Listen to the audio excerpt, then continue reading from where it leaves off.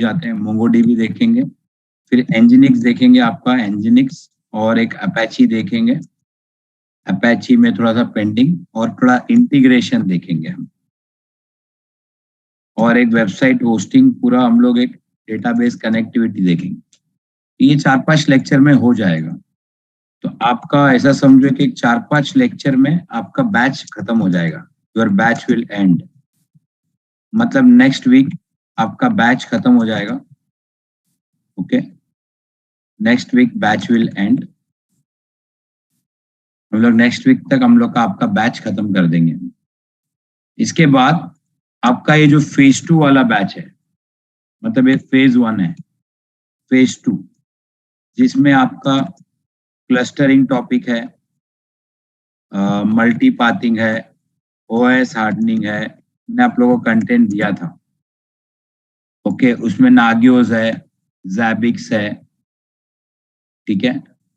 सो वो सब चीजें हम, नागियोस है, जैबिक्स है, वो सब चीजें हम फेज 2 करेंगे। फेज 2 का टाइमिंग फिर यही रखेंगे। तो फिर वापस से मुझे आप लोग को फॉर्म फिल करवाना पड़ेगा। मुझे आप लोग से पहले अपडेट लेना पड़ेगा कि कितने बंदे मतलब ज्वाइन कर रहे हैं, तो मैं वो अकॉर्डिंगली फेज 2 स्टार्ट करूंगा। नहीं तो फिर मैं एक गैप दे दूंगा, बाद में मैं वीकेंड या बाद में स्टार्ट करूंगा। तो ये हमें डिसाइड करेंगे next week. So we will,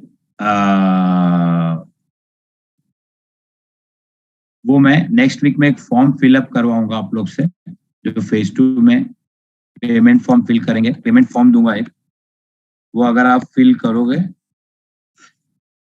उसके बाद आपको मैं बताऊंगा कि हम कभी स्टार्ट करेंगे। ओके गाइस, सो ये हम लोग नेक्स्ट वीक में डिसाइड करेंगे।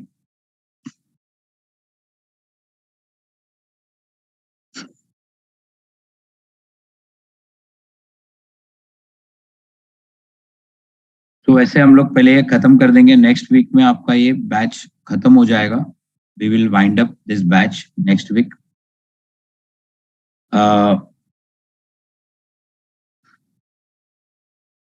टॉपिक्स देखिए, अगर सीखना है तो सब बहुत बड़े बड़े टॉपिक्स हैं। ये जो हम टॉपिक सीख रहे हैं, डीएनएस हो गया, अपैची हो गया, मतलब एक डीएनएस के लिए 2 महीना चाहिए अगर पूरा डीएनएस सीखना। एक अपैची के लिए 2 महीना चाहिए। समझ में आ रहा है? जैसे एक एक टॉपिक के लिए आपको बड़ा बड़ा टॉपिक है, तो हम सब कुछ सीखते नहीं बैठ सकते। That is not possible. Okay, इसलिए हम एक चीज को एक 20-30% सब टॉपिक सीखते सीखते आगे बढ़ते रहेंगे। चलिए, सो मैं इतना बोलना चाह रहा था। नेक्स्ट वीक आपका नेक्स्ट लास्ट रहेगा। Next week this batch will end, ये दिमाग में डालो। और अगर मैं फेज 2 चालू भी करूं, अगर मैं फेज 2 चालू भी करूं, तो उसमें आपका फेज 2 चालू भी करूं इसका, वो आपका 1-2 हफ्ते गैप में रहेगा। वो हम नेक्स्ट वीक फॉर्म फिल करेंगे, उसके बाद डिसाइड करेंगे। चलिए, तो भी क्वेरी है बाद में देखेंगे नेक्स्ट वीक में। अभी कोई क्वेरी मत करो, तो आपको मुझे एक इंफॉर्मेशन देना था। Now coming to the point,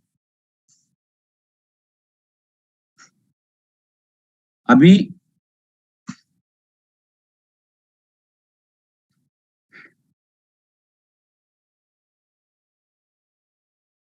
अभी हम जो कल लास्ट लेक्चर में जो डीएनएस मैंने बताया, डायग्राम वायग्राम सब हो गया।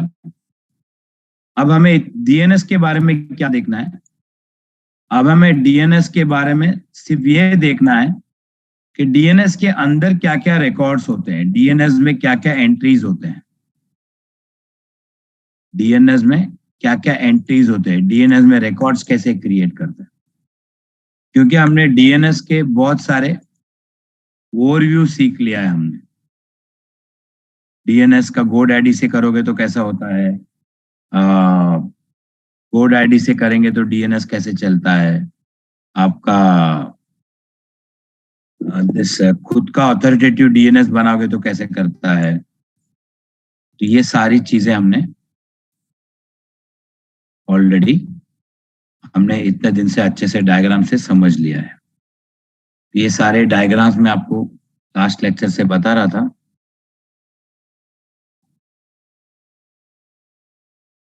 डीएनएस कैसे कैसे काम करता है करके। तो हमें कंसंट्रेट सिर्फ एक ही में करना है हमेशा।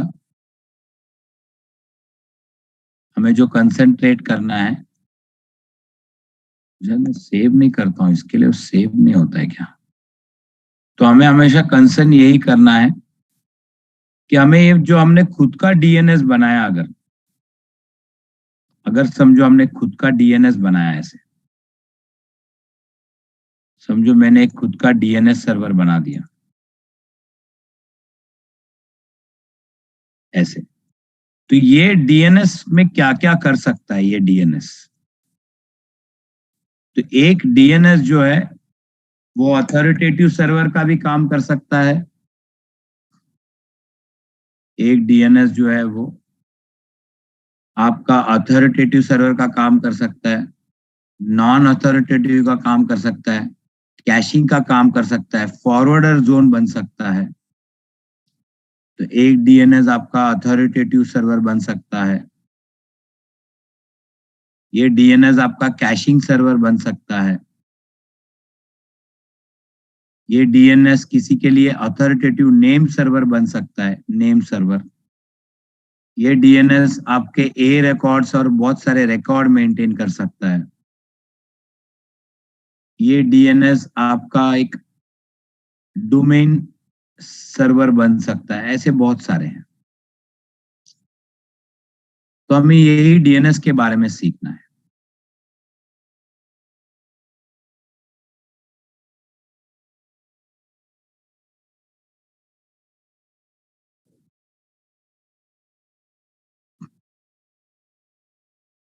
तो एक्चुअली हमें सीखना यह है, हमने अगर अथॉरिटेटिव नेम सर्वर बना दिया डीएनएस, तो इसके अंदर .com ये मेरा डोमेन है। इसके लिए मैं क्या क्या मेंटेन कर सकता हूं, मतलब इसके लिए इस डीएनएस में क्या क्या कर सकता हूं। बाकी अगर वो कैशिंग करेगा तो वो तो बाहर से लेके आएगा, वो तो बाहर से लेके आएगा अगर कैशिंग करेगा। लेकिन trip.com के लिए फॉरवर्डर डीएनएस कहते हैं उसको। फॉरवर्डर डीएनएस इसके लिए इसके लिए फॉरवर्डर जोन बनाया, tripdate.com का फॉरवर्डर जोन बनाया, उसके लिए हम क्या क्या कर सकते हैं। तो हमें वो अंदर की बातें थोड़ा सीखना पड़ेगा। इनसाइड स्टोरी क्या क्या कर सकते हैं। So we will understand this DNS, that is triptrek.com के लिए क्या क्या कर सकते हैं। तो triptrek.com का हम जोन बनाएंगे, triptrek.com का हम जोन फाइल बनाएंगे, और जोन फाइल में हम लोग रिकॉर्ड क्रिएट करेंगे, रिकॉर्ड्स। और अगर ये डीएनएस बंद हो गया तो हम लोग और एक डीएनएस बनाएंगे। तो एक होगा मास्टर डीएनएस और ये होगा स्लेव डीएनएस। इसमें भी ट्रिप ट्रैक रहेगा, इसमें भी ट्रिप ट्रैक रहेगा, दोनों में ट्रिप ट्रैक रहेगा। और यहां से हम इसको जोन ट्रांसफर करेंगे, उसे जोन ट्रांसफर कहते हैं। मतलब हमारे इस डीएनएस से इस डीएनएस में जोन ट्रांसफर हो जाएगा, पूरा रिकॉर्ड इधर ट्रांसफर हो जाएगा। तो ऐसे भी हम बना सकते हैं। तो अगर एक बंद हो गया तो दूसरे डीएनएस से आपको ये रिकॉर्ड, सब रिकॉर्ड्स मिल जाएगा।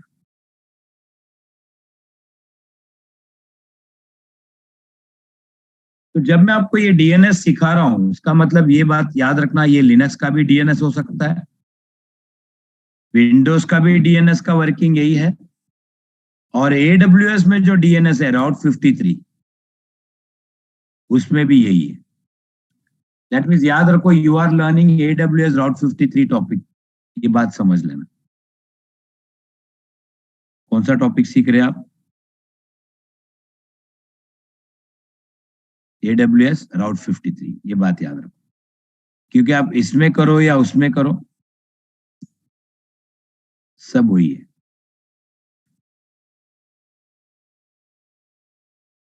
सो you are learning AWS Route 53, ऐसे आपको समझना है। कल आपको बताया था AWS में जाके मैंने कैसे DNS बनाना है, ये रिकॉर्ड बनाना है, देखा था गाइस, समझा गाइस? कल किया था कि नहीं हमने?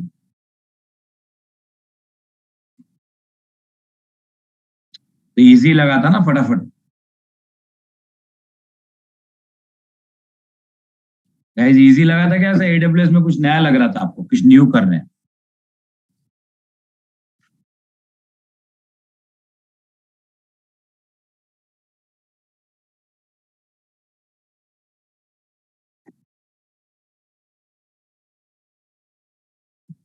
आपने लिनक्स चला लिया, आपने लिनक्स चला लिया, मतलब आयाबूसा चला लिया। AWS चलाना है, AWS में जाके काम करना है, मतलब नॉर्मल आप होंडा एक्टिवा चला रहे हो, ऐसा हो जाता है, इजी रहता है।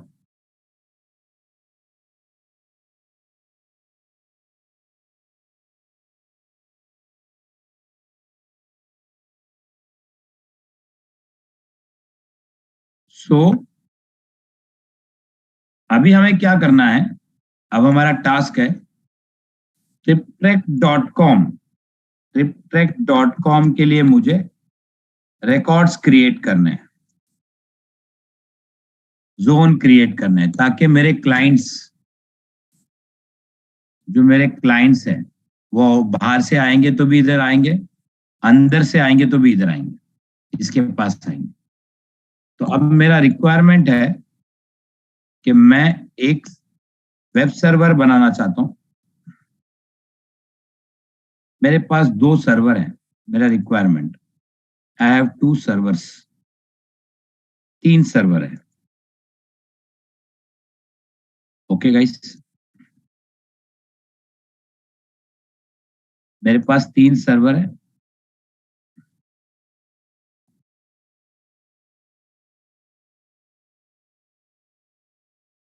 एक सर्वर है web.triptrek.com,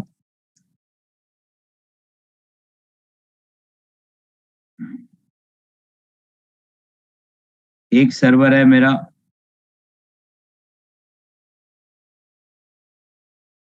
mail.triptrek.com, और एक सर्वर है मेरा ftp.triptrek.com। ऐसे मेरे 3 सर्वर मैंने बना के रखे। इसका आईपी है 9.9.9.9, इसका आईपी है 7.7.7, इसका आईपी है 5.5.5, सब लाइव आईपी है। अभी वो प्राइवेट आईपी सब नहीं सोचेंगे हम। और ये डीएनएस का आईपी है मेरा 3.3. This is my DNS. तो अब मैं चाहता हूं मेरे जो क्लाइंट्स हैं उनका अगर रिक्वेस्ट आए, मेरे जो क्लाइंट्स हैं, यहाँ पे मेरे क्लाइंट्स हैं, चाहे वो इंटरनेट से आए या मेरे क्लाइंट्स कुछ जो है वो लोकली आए, ये लोकल है, चाहे वो इंटरनेट से आए या वो इंटरनेट से आए या लोकली आए, मैं चाहता हूं कि उनको सबको इनका रिकॉर्ड मिले। मतलब अगर किसी ने ऐसा किया, किसी ने अगर वेब mail.triptrek.com किया, या किसी ने web.triptrek.com किया, तो डीएनएस के पास आएगा, ए रिकॉर्ड मिलेगा इधर का और इधर पहुंचेगा। किसी ने लोकल किया वो भी यहाँ से ए रिकॉर्ड मिलेगा और यहाँ पहुंचेगा। तो इसके लिए अभी हमें क्या करना पड़ेगा, यहाँ पे एक जोन बनाना पड़ेगा और एक जोन फाइल बनाना पड़ेगा और इनके रिकॉर्ड्स लिखने पड़ेंगे। इनके सबके ए रिकॉर्ड इधर लिखना पड़ेगा। तो चलो हम लोग ये स्टार्ट करते हैं। मैं जाता हूं यहाँ पे, आई विल गो हियर मेरे लिनक्स के मशीन में और यहाँ पे जाके मैं मेरा डीएनएस सर्वर फटाफट कॉन्फ़िगर करता हूँ।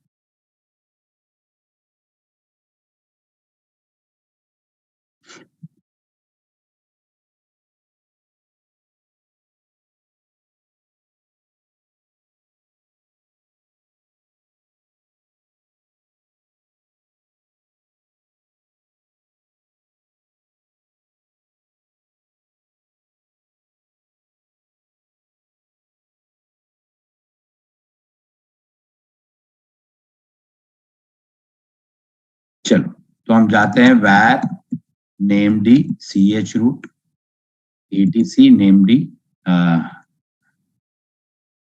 इसके अंदर यहाँ पे name.conf में जाते हैं। तो गाइज ये लिनक्स है इसलिए कमांड मारना पड़ता है। ये सब चीजें क्लाउड में भी होता है। तो क्लाउड में क्या होता है, फास्ट होता है। तो गाइस कंपनी फ्यूचर में ऐसा कमांड लाइन से डीएनएस कॉन्फ़िगर करने बोलेगी या क्लाउड में करने बोलेगी? बेटर क्लाउड में। क्लाउड में बोलेगी क्योंकि इसमें फास्ट काम होता है ना। तो क्लाउड कुछ नहीं है, काम फास्ट होने के लिए यूज करते हैं, लेकिन कंसेप्ट समझना है तो लिनक्स सीख के फिर क्लाउड करो तो बहुत इजी रहेगा क्लाउड। तो अभी मैंने जोन बनाया, लास्ट टाइम सिखाया था। तो गाइस जोन क्या बनाया मैंने, triptrack.com टाइप मास्टर। इसको मास्टर क्यों कहते हैं, अगर आपके पास और एक डीएनएस बनाओगे आप, अगर आपने और एक डीएनएस बनाया तो उसे हम स्लेव डीएनएस कहेंगे, स्लेव डीएनएस। इसलिए इधर टाइप मास्टर लिखते हैं और इसे सेमीकोलन लिखना पड़ता है और ये इसको क्लोज करना पड़ता है। और ये जो हम डीएनएस में लिखते हैं ऐसा, इसको कहते हैं क्लॉज एंड स्टेटमेंट्स। अपाची में डायरेक्टिव कहते हैं, सांबा में टैग्स कहते हैं, लेकिन डीएनएस में उसे क्लॉज एंड स्टेटमेंट कहते हैं। डीएनएस में क्या कहते हैं गाइस, बोलिए? Clause and statements. ये क्लॉज है, ये स्टेटमेंट्स है, ऐसे कहते हैं जो हम लिखते हैं उसे। अब मैंने यहाँ पे एक जोन बनाया और इसके अंदर मैंने एक जोन फाइल बनाया। जोन फाइल का नाम मैंने .db लिखा। ऐसे जोन फाइल क्यों बनाते हैं, क्योंकि जोन फाइल के अंदर 100 रिकॉर्ड भी बना सकते हैं हम। जोन फाइल के अंदर हम लोग 100 रिकॉर्ड भी बना सकते हैं। इसके लिए जोन फाइल अलग से बनाना पड़ता है, इसके अंदर रिकॉर्ड रखेंगे। ये .db लिखना जरूरी नहीं है, .सलमान भी लिखोगे तो चलेगा। Can write any name, but वो नाम का फाइल बनाना पड़ेगा। तो अभी हम जाएंगे सेव। अभी हम ये फाइल बनाएंगे। कहाँ पे बनाएंगे फाइल? ये फाइल हम बनाएंगे गाइस, हमारा डीएनएस का घर है var named chroot, ये डीएनएस का घर है। इसके अंदर फिर से डायरेक्टरी एक है var, फिर एक डायरेक्टरी है named और इसके अंदर फाइल बनाएंगे। इसीलिए ये नाम हमने यहाँ पे लिखा। इधर स्लैश नहीं देना है स्टार्टिंग में, क्योंकि यहां तक तो वो सेम ले लेगा, लेकिन इसके अंदर var named। तो हम सेव करेंगे और ये फाइल अभी हम बनाएंगे। ये फाइल, ये हम जाएंगे कहाँ पे, var named chroot, फिर var, फिर named, और इसके अंदर जाके हम फाइल बनाएंगे। अब ये फाइल के अंदर ऐसा एंट्री करना है, ये फाइल के अंदर ये एंट्री होना चाहिए,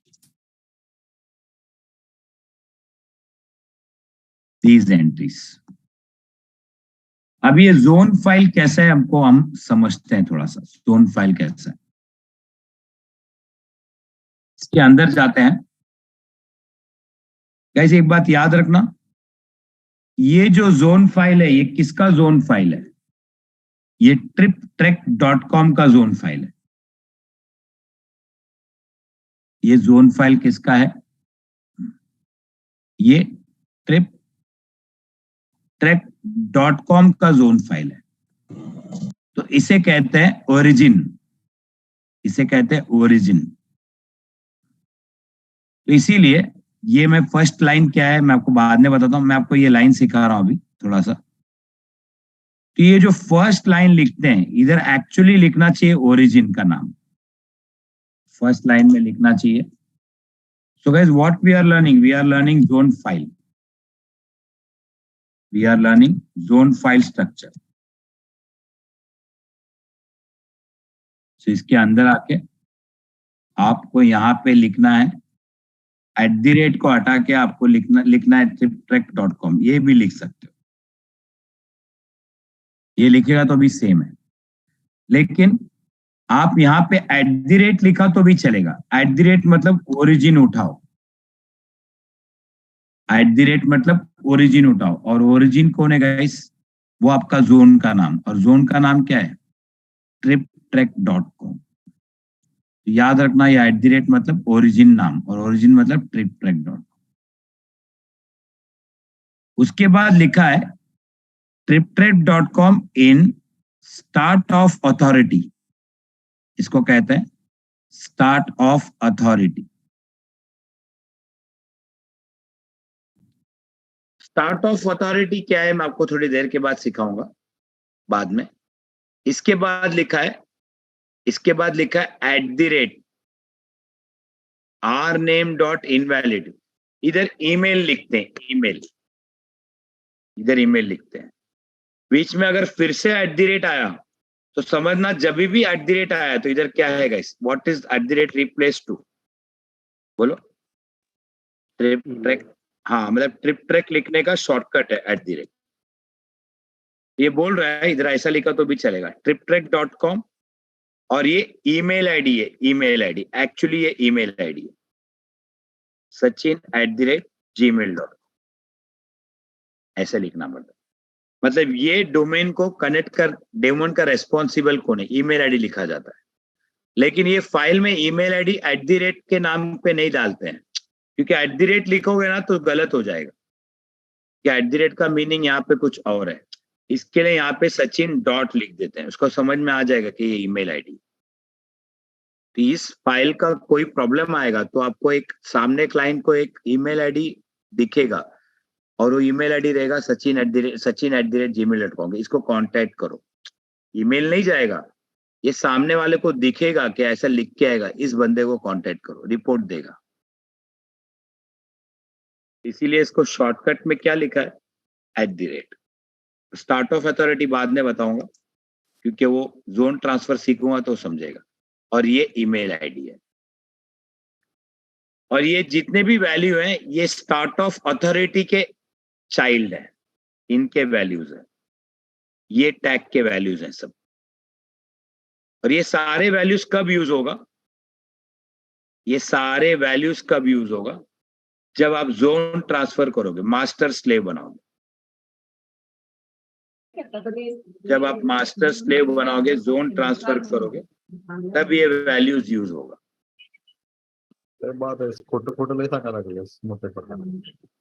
सो बाकी इसको सब बाद में देखेंगे, हमारा मेन कंसर्न कुछ और है।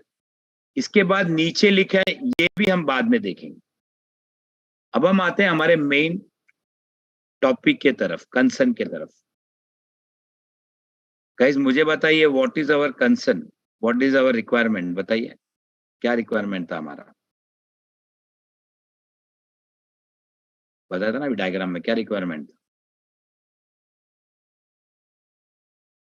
हमारा? रिक्वायरमेंट था, हम लोग यहाँ पर है, ये तीनों का क्या बनाना है? बोलिए। ए रिकॉर्ड बनाना है। हाँ, और कहाँ पे बनाना? हम बैठे यहाँ पर है, हम इसके अंदर जोन फाइल में बनाना है, हम यहाँ बैठे। तो चलो बनाओ ये record.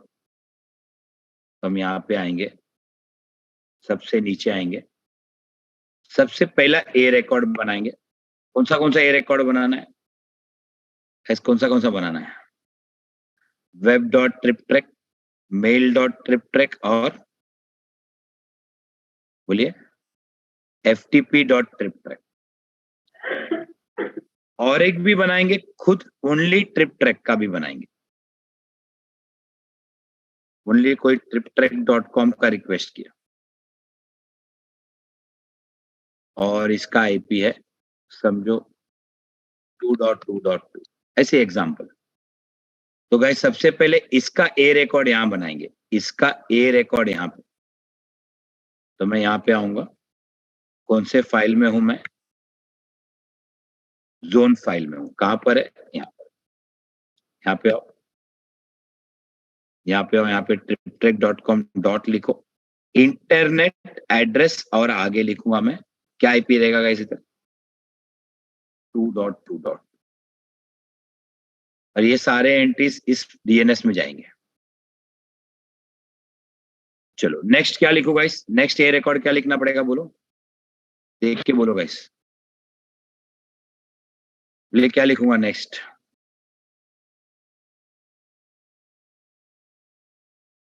Web dot trip track dot com dot internet address, क्या लिखूं आगे?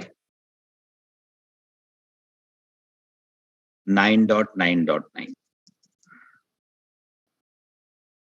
Next mail dot trip track dot com dot internet address, क्या लिखूं? 7.7.7। और एक लिखूंगा FTP dot trip track dot com dot internet address, क्या था? और एक आईपी 5.5.5। हो गया। ऐसे ही एंट्री करते जाते हैं। और यही सेम चीज मैंने कल आपको AWS में बताया था। क्या था गाइस AWS में? ये ऐसा लिखने के लिए क्या था वो गाइस? AWS में ये क्या था? ये रिकॉर्ड बनाया था ना हमने कल।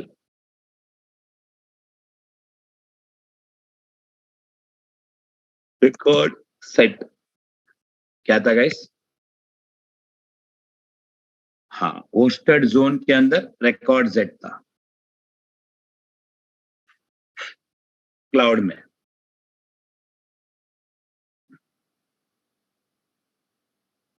नाउ अब यहाँ पे कुछ चीजें समझेंगे। इसको बना लिया, इसके बाद हम टेस्टिंग मार के देखेंगे। सेव, इसके बाद हम लिखेंगे, ये फाइल को टेस्ट करेंगे। इसके बाद हम लिखेंगे RNDC रीलोड। इसके बाद ये रिफ्रेश कर देता है। हम लिखेंगे, खुद का आईपी लिख लेंगे और चेक कर लेंगे क्या आईपी है मशीन का। 22 रिजॉल्व में जाके खुद ही लोकल मशीन में ट्राई मार लेंगे। Name server 192.168.0.22। सर सर्वर में आ रहेगा 122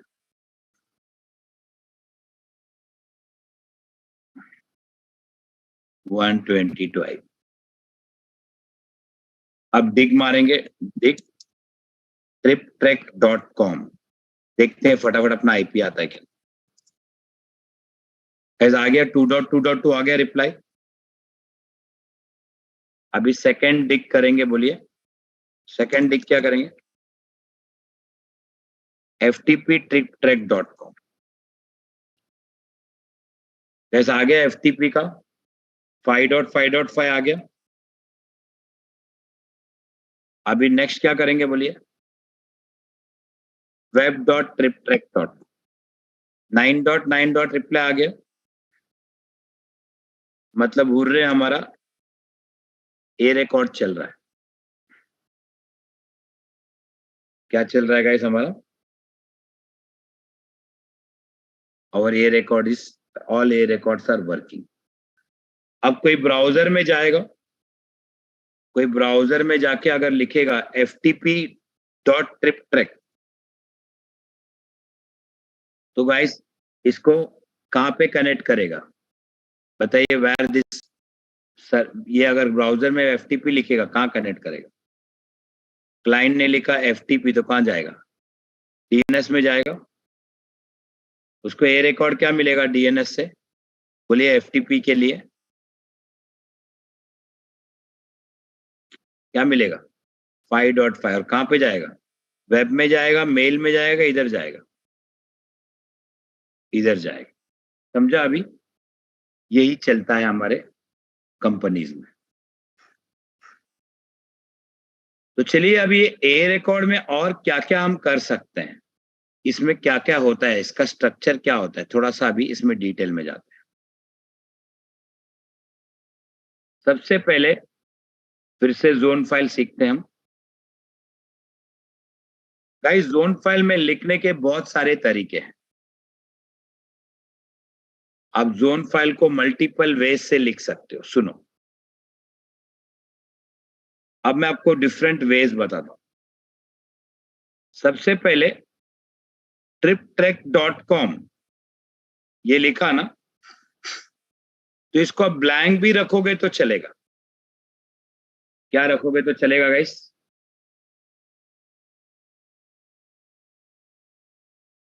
गाइस क्या रखोगे चलेगा ये? क्यों? क्योंकि अगर ये ब्लैंक रखा ना, ब्लैंक का मतलब ओरिजिन ढूंढो। आप बोलो गाइस ओरिजिन मतलब क्या नाम है? बोलिए triptrek.com। इसके लिए ऑटोमेटिकली ये triptrek.com का ही आईपी देगा।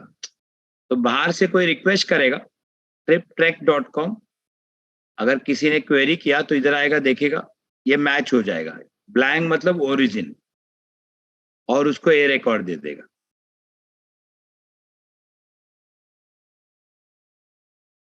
और एक चीज आप कर सकते हो, नीचे आओ। नीचे आगे मैंने क्या लिखा? मैंने लिखा web.triptrek.com। तो मुझे बताओ ये जितने भी डोमेन है इनको सब डोमेन कहते हैं, होस्ट भी कहते हैं, सब डोमेन भी कहते हैं। ये सब किससे? triptrek.com से ही रिलेटेड है ना? क्या funky.com से रिलेटेड है? triptrek से ही रिलेटेड है। इसीलिए आप यहां पे ऐसे भी लिख सकते हो, इतना हटा दो, ऐसा भी लिखोगे चलेगा। आपको पूरा नाम देने की जरूरत नहीं है। This will also work.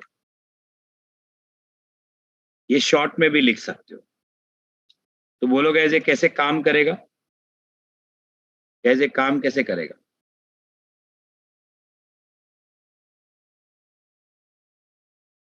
इसको कैसे समझेगा कि ट्रिप ट्रैक ढूंढना है? बोलो। हाँ, क्योंकि हमने सेम जोन में किया है सर। हाँ, तो ये क्या करेगा मालूम है? वेब का मतलब है वेब डॉट ओरिजिन उठाओ, मेल डॉट क्या उठाओ? ओरिजिन उठाओ। और ओरिजिन क्या है? Trip track dot. ऐसा लिखोगे तो भी चलेगा, लेकिन ऐसा लिखोगे तो गलत हो जाएगा। वेब डॉट लिखोगे तो क्या हो जाएगा गाइस? बोलिए। ये गलत हो जाएगा। इसका मतलब क्या बनेगा कि खुद का एफक्यूडीएन बन जाएगा। ये नहीं चलेगा। आपको वेब, ओनली वेब लिखना है। क्या लिखना है गाइस यहाँ पे?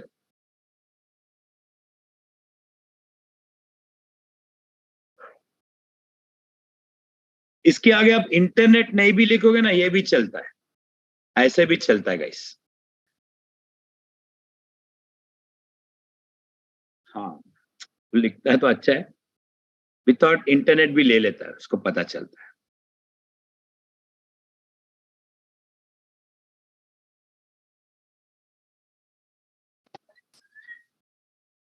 सो ये तरीका है। अभी समझो आपको funky.com का रिजॉल्व करना है। क्या रिजॉल्व करना है गाइस? कौन सा डोमेन रिजॉल्व करना है? Tell me. funky.com। तो गाइस, तो मैं यहाँ पे आके क्या लिखूंगा गाइस, बोलिए, tell me what I will write first.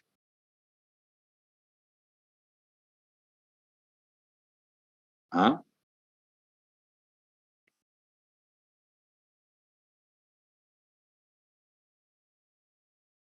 Guys यहाँ पे क्या लिखूंगा मैं, बोलिए।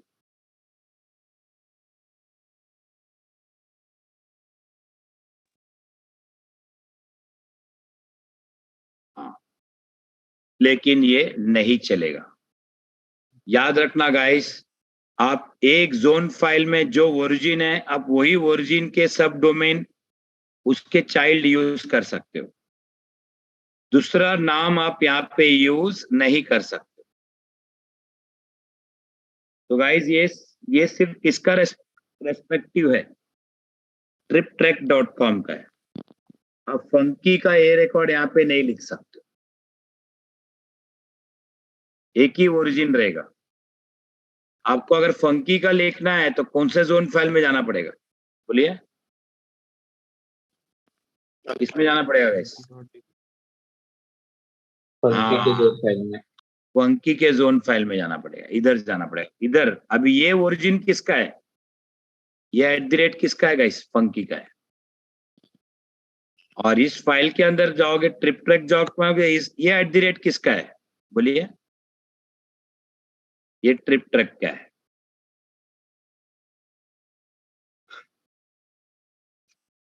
ये ध्यान रखना। लेकिन अगर आपको करना है एक ही डोमेन में तो कर सकते हैं, वर्क अराउंड है। इधर एक नया ओरिजिन ऐड करना पड़ता है, $origin ऐसा लिखना पड़ता है, @ बहुत कुछ करना पड़ता है, कर सकते हैं, बट वैसा करते नहीं, अलग अलग जोन फाइल बनाते। तो मैं आपको ये समझाना चाह रहा हूँ, जब आप क्लाउड में भी जाओगे तो अगर आपको ए रिकॉर्ड बनाना है 4 डोमेन का, तो आपको 4 क्या बनाना पड़ेगा क्लाउड में, क्या कहते हैं उसको, होस्टेड जोन बनाना पड़ेगा। क्या बनाना पड़ेगा, होस्टेड जोन 1, होस्टेड जोन बोलो 2, और हर एक होस्टेड जोन के अंदर क्या बनाना पड़ेगा, एक एक, बोलिए, एक एक उसका खुद का रिकॉर्ड सेट बनाना पड़ेगा।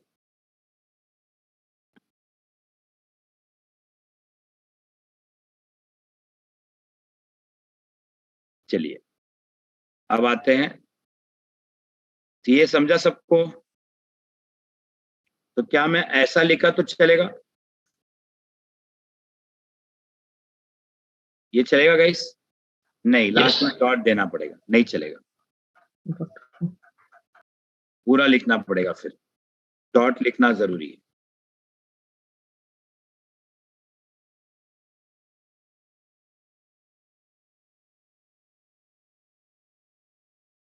देखो गाइस, डीएनएस का एक डायग्राम है, सब लोग ये डायग्राम ही सिखाते हैं। आप लोग जब डीएनएस पढ़ने जाओगे ना नोटबुक में, तो आपको सब लोग ये डायग्राम सिखाते हैं। जो मैंने वो डायग्राम बताया नहीं, लेकिन वो डायग्राम मैंने 50 बार बता दिया, लेकिन आपको बताऊंगा तो समझेगा। एक डायग्राम है, सबसे ऊपर रूट, रूट के नीचे टीएलडी, टीएलडी के नीचे आपका डोमेन का नाम,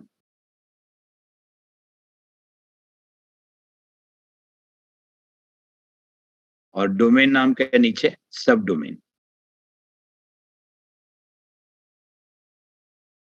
ये एक हमेशा एक ट्री बनता है ऐसा। टीएलडी मतलब, टीएलडी का मतलब आपका आएगा com, org, .co.in, .co.uk, .in, सब ये लाइन में आता है। इसको कहते हैं top level domain, first level domain. इसे फर्स्ट लेवल डोमेन भी कहते हैं। अब मेरा डोमेन का नाम है गूगल, या मेरा फेसबुक, या मेरा डोमेन का नाम है ट्रिपट्रैक, तो इसके नीचे आ जाएगा ट्रिपट्रैक। अगर मेरा डोमेन का नाम है funky.org तो इसके नीचे आ जाएगा।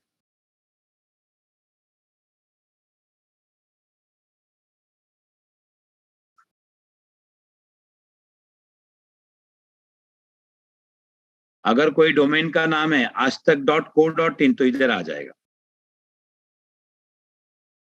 और आज तक का मेल है तो मेल इधर आएगा, तो mail.aajtak. और सबसे ऊपर रहेगा रूट, इसे हम कहेंगे रूट सर्वर। तो आपका क्या बनेगा, ये रूट co.in से सब रूट सर्वर का है, तो ये TLDs है,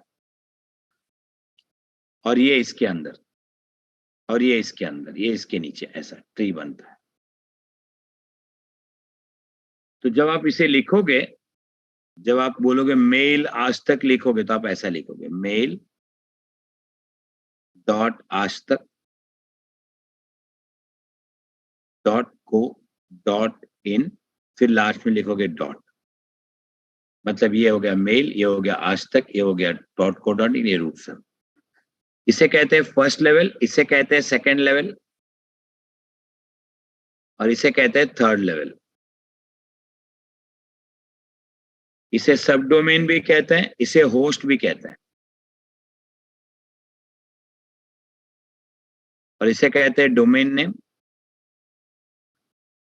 और इसे कहते हैं TLD, और इसे कहते हैं रूट सर्वर। ऐसा आपका DNS का हमेशा ट्री रहता है।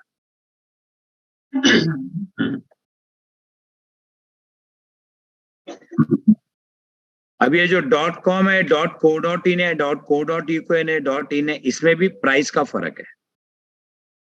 अगर आप .com लोगे तो ज्यादा एक्सपेंसिव है, महंगा है, 500 रुपया 700 रुपया लेगा। वही आप .co.in लोगे तो आपका 400 रुपया लेगा। आप ओनली .in लोगे तो 300 रुपया लेगा। वही आप .xyz या ऐसा कुछ लोगे तो 100 रुपये में हो जाएगा।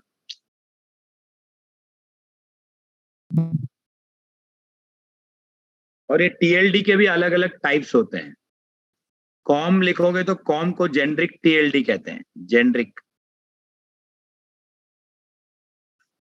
.co.in को कहते हैं country code country level TLD।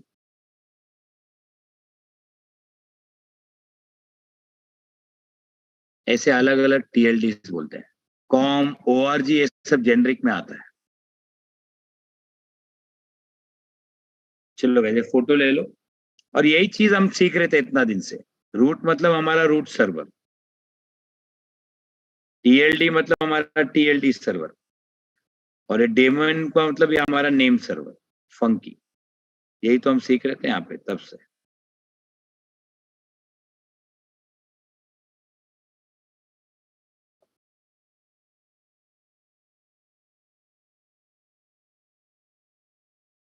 Photo ले लो, मैं स्क्रीन क्लियर कर रहा हूँ।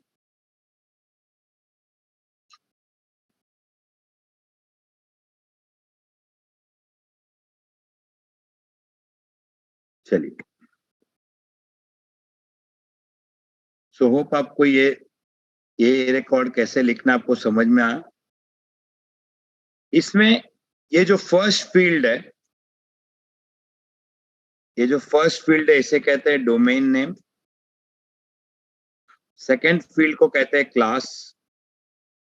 थर्ड फील्ड को कहते हैं RR रिकॉर्ड। फोर्थ फील्ड को कहते हैं आर्ग्यूमेंट। लेकिन यहाँ पे दो चीजें जो दिख नहीं रहा है, यहाँ पे आप और एक भी एंट्री कर सकते हो। एक कर सकते हो TTL वैल्यू ऐसे, और यहाँ पे आप प्रेफरेंस दे सकते हो 10। यहाँ पे दो वैल्यू छुपा हुआ है जो दिख नहीं रहा है। तो समझो मैंने लिखा, समझो मैंने यहाँ पे लिखा 600 या 300, इसे कहते हैं टीटीएल वैल्यू। अभी टीटीएल वैल्यू मैं बताऊंगा आपको, I will teach you. Time to live, और यहाँ पे मैं 10 लिख सकता हूँ, आई कैन राइट 10। इसे कहते हैं प्रेफरेंस, प्रायोरिटी भी कहते हैं, लेकिन टेक्निकली प्रेफरेंस कहते हैं। तो एक्चुअली ये दो वैल्यू हम नहीं लिखते हैं, ये लिख सकते हैं, बताऊंगा मैं ये दोनों वैल्यू। तो इसे कहते हैं डोमेन नेम, इसे कहते हैं time to live, time to live, time to live. और इसे कहते हैं आरआर, मतलब रिसोर्स रिकॉर्ड।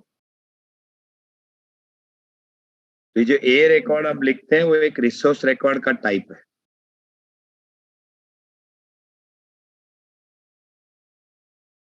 चलो वैसे फोटो ले लो। अब मैं आपको इसमें सी नेम रिकॉर्ड आता है, वो सब रिकॉर्ड क्या है मैं आपको बताता हूँ।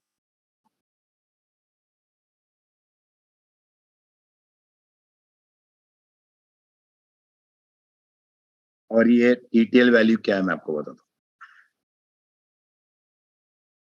फोटो लिया सबने? मैं ये क्लियर कर रहा हूँ, दिस वन। Yes sir.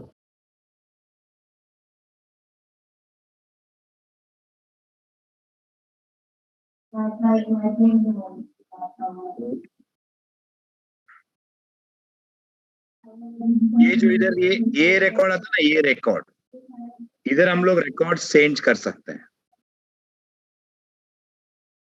ये जो ए रिकॉर्ड है, इधर हम रिकॉर्ड, इधर ए रिकॉर्ड लिख सकते हो आप, इधर आप एनएस लिख सकते हो, इधर आप एमएक्स लिख सकते हो, इधर आप पीटीआर लिख सकते हो, इधर आप एसआरवी लिख सकते हो। इनको कहते हैं रिसोर्स रिकॉर्ड के टाइप्स, को कहते हैं रिसोर्स रिकॉर्ड, आरआर रिकॉर्ड।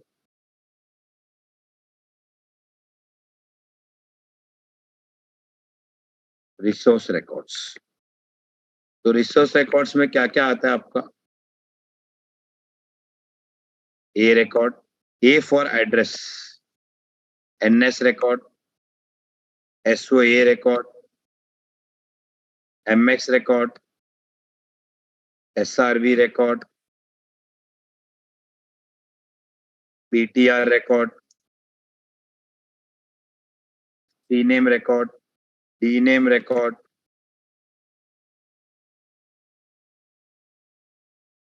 तो ये आरआर रिकॉर्ड के टाइप्स आते हैं।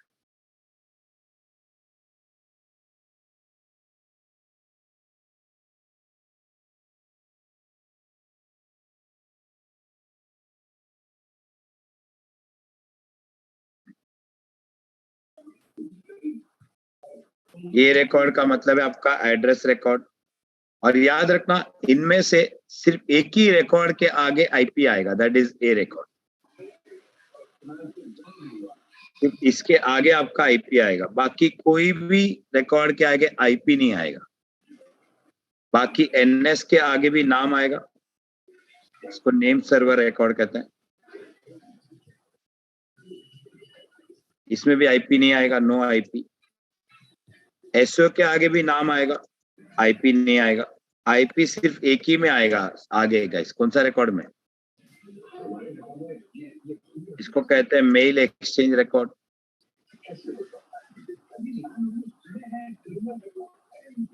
बोलो गाइस, आईपी किस में आएगा सिर्फ?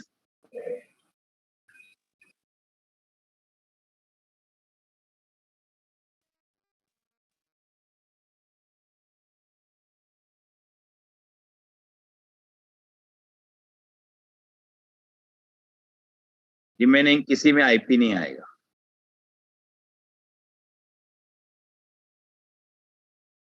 सब में ना। आप फ्यूचर में कभी आप ऐसे लिखते हो, इधर आप लिखते हो एमएक्स, तो यहाँ पे आएगा मेल एक्स, यहाँ पे आप मेल सर्वर का नाम आएगा, आईपी नहीं आएगा कभी, याद रखना। एमएक्स के आगे आईपी नहीं आता। सिर्फ अगर आप ए लिखोगे तो ही आईपी आएगा।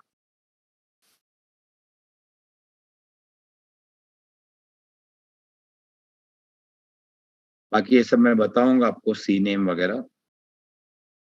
ये जो है इसको कहते हैं रिसोर्स रिकॉर्ड, शॉर्ट में आरआर रिकॉर्ड कहते हैं, आरआर रिकॉर्ड्स।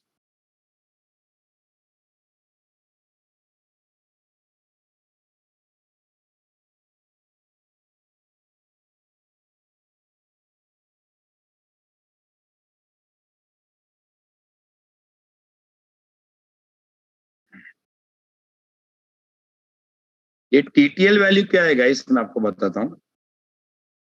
डीएनएस का एक कंसेप्ट है जो मैंने आपको अभी तक बताया नहीं था डायग्राम में। समझो आपका कोई एक डीएनएस सर्वर है, समझो ये आपका डीएनएस सर्वर है, this is your DNS server. और समझो कोई क्लाइंट है बाहर से रिक्वेस्ट करता है, ये क्लाइंट है जो आपको रिक्वेस्ट बाहर से किया है।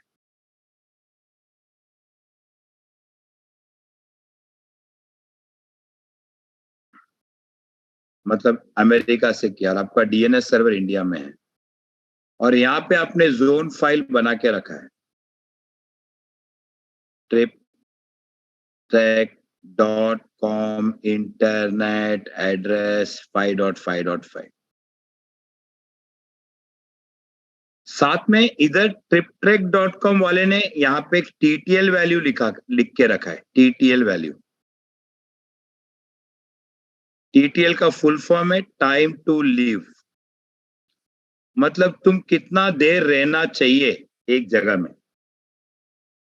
आप बोलोगे आपके भाई को उधर जा, पैसा लेने का एक के पास 10 मिनट ही रहना, 10 मिनट से 11 मिनट हुआ तो तू खुद ही निकल जाना, वहां से हट जाना। तो हम यहाँ पे लिखेंगे टाइम टू लीव, मैं लिखूंगा टाइम टू लीव 84,600,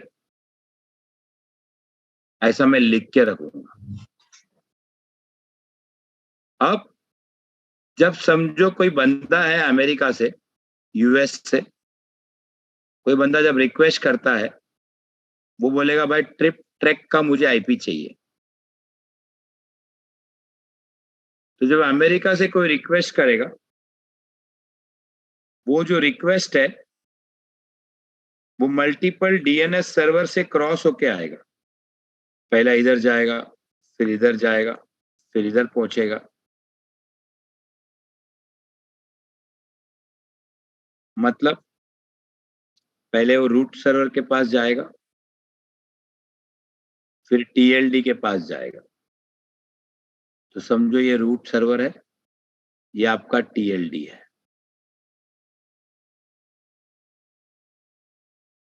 तो पहले जाएगा रूट सर्वर के पास, फिर टीएलडी के पास, फिर वो पहुंचेगा घूमते घूमते दूसरे कंपनी के डीएनएस में जाएगा, इधर जाएगा। उसको आना इधर है, लेकिन वो जब क्रॉस करेगा ना, समझो मतलब एक एग्जांपल के लिए वो राउटर क्रॉस कर रहा है, राउटर कंपनीज, वो राउटर टू राउटर क्रॉस करके आएगा इधर, राउटर टू राउटर। लेकिन हर कंपनी के राउटर के साथ उनका एडवर्टाइज मोड रहता है, डीएनएस रहता है। तो समझो ये यूएस में है, ये जा रहा है ऑस्ट्रेलिया जा रहा है, फिर ये जा रहा है दुबई जा रहा है, और दुबई से इंडिया पहुंच रहा है। मतलब इसका रिक्वेस्ट यहाँ से आना है, तो इसका रिक्वेस्ट पहले ऑस्ट्रेलिया में आ रहा है, दुबई से आ रहा है, दुबई से इंडिया पहुंच रहा है, और इंडिया में आके उसको आईपी मिल रहा है। इंडिया में आके उसको आईपी मिल रहा है, भाई ट्रिप ट्रैक का आईपी ले लो। बोलेगा ट्रिप ट्रैक का आईपी ए रिकॉर्ड ले लो, 2.2 ले लो। लेकिन साथ में ये जो इंडिया का अथॉरिटेटिव सर्वर है, इसने टीटीएल वैल्यू भी लिखा है 84,600 करके। तो जब वापस रिप्लाई करेगा ना, जब ये वापस रिप्लाई जाएगा गाइस, तो रिप्लाई में डायरेक्ट नहीं पहुंचता है, रिप्लाई में जितना भी राउटर है उसे क्रॉस करके आता है। तो राउटर में उधर एक डीएनएस मिलता है, तो इधर चाइना का डीएनएस है, तो इधर ये डीएनएस में एंट्री कर देगा, triptrek.com को कैश कर देगा, और साथ में टीटीएल लिख देगा 84,600। फिर इधर तक पहुंचना है, फिर ऑस्ट्रेलिया पहुंचेगा, ऑस्ट्रेलिया में कैश कर देगा। मतलब बीच में जितने भी रास्ते में डीएनएस मिलते हैं वो सारे डीएनएस में कैश होते चले जाता है। ये डीएनएस का बहुत बड़ा अच्छा कंसेप्ट है। और ए रिकॉर्ड भी होता है, आईपी भी होता है, साथ में टीटीएल वैल्यू भी डिफाइन हो जाता है, और लास्ट में इसको ए रिकॉर्ड मिलता है। तो मतलब मैं आपको ये बोलना चाह रहा हूं, कोई बंदा है और उसको थाने से निकला है, उसको पाइकला से कुछ लेना है, लेकिन थाने से जब निकलता है तो वो पहुंचता है चेंबूर, वो पहुंचता है वड़ला, वो पहुंचता है मस्जिद बंदर, फिर यहाँ पहुंचता है। और यहाँ से जब रिप्लाई लेके आता है तो इधर भी वो इंफॉर्मेशन डालते हुए आता है, इनको भी बोलते हुए आता है। तो इनको क्या बोल के आता है, ये रिकॉर्ड भी देता है इनको, और साथ में लिखता है टीटीएल वैल्यू भी। इनको बोल के आता है तुम ये रिकॉर्ड रखो, लेकिन 1 दिन के लिए रखो, 84 सेकेंड के लिए रखो। इसको बोलता है तुम ये रिकॉर्ड रखो, ये रिकॉर्ड, लेकिन 1 दिन के लिए रखो, और बोल के इधर आ जाता है। मतलब हर डीएनएस में कैश होके आते रहता है यहाँ तक, और लिख देता है टीटीएल टीटीएल टीटीएल, लिख के आ जाता है, TTL value, TTL value, time to leave. तो समझो ये दोनों ने कैशिंग कर लिया, ये दोनों ने कैश किया है, triptrack.com, triptrack.com। तो हम सिंपल में कैसे समझेंगे, तो यहां भी triptrack.com का ये रिकॉर्ड है, इधर भी ये रिकॉर्ड है, आईपी मिल गया, और इधर भी triptrack.com का, और इधर भी ये रिकॉर्ड का आईपी मिल गया, और साथ में टीटीएल वैल्यू भी लिख दिया, और इधर भी triptrack.com का ये रिकॉर्ड है। लेकिन गाइस ये ऑस्ट्रेलिया है, ये चाइना है, और इंडिया है, तो बोले इसमें अथॉरिटेटिव कौन है, बोलो। इंडिया। हाँ, जहाँ पे ए रिकॉर्ड लिखा है ये अथॉरिटेटिव, इधर तो कैश हुआ है। और जहाँ पे कैश होता है वो अथॉरिटेटिव नहीं होता है, जो पे कैश होता है वो नॉन अथॉरिटेटिव होता है। तो मुझे बताओ जो टीटीएल लिखते हैं वो कौन लिखता है, अथॉरिटेटिव सर्वर लिखता है या कैश सर्वर लिखता है? हाँ, तो ये अथॉरिटेटिव सर्वर में लिखा रहेगा गाइस, क्या लिखा रहेगा कि भाई triptrack.com का आईपी प्लस टीटीएल वैल्यू 84,600 इधर लिखा रहता है।